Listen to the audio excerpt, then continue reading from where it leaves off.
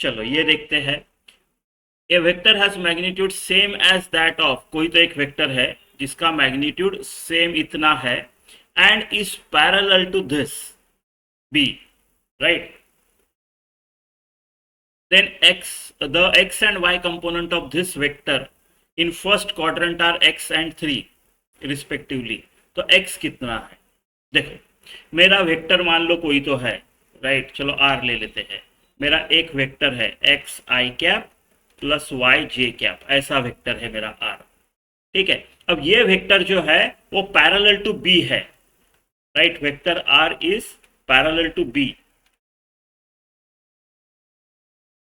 इसका मतलब क्या हुआ, आर वेक्टर का जो मैग्नीट्यूड है, right, it will be something, some lambda into something, some constant. उसका अगर वो पैरेलल है तो उसका डायरेक्शन सेम है, राइट।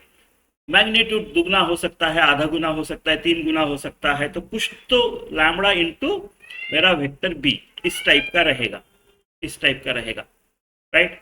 उन्होंने दिया है इसका जो कंपोनेंट्स है आर का, आर का कंपोनेंट दिया है उन्होंने कि इधर x है और इधर 3 है, 3j cap, right. So X I cap plus 3j cap is equal to lambda times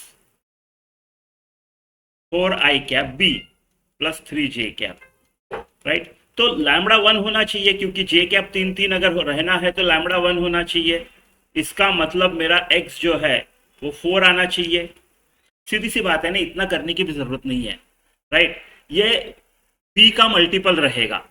अब यहाँ पे 3 दिख रहा है, यहाँ पे 3 है उसका, तो मल्टीपल 1 है, तो 4 ही होना चाहिए ना, रहना ही चाहिए, नहीं तो फिर उसका स्लोप बदल जाएगा, राइट, तो नो मोर पैरेलल हो जाएगा, तो ये 4 आ जाएगा आपका, ठीक है।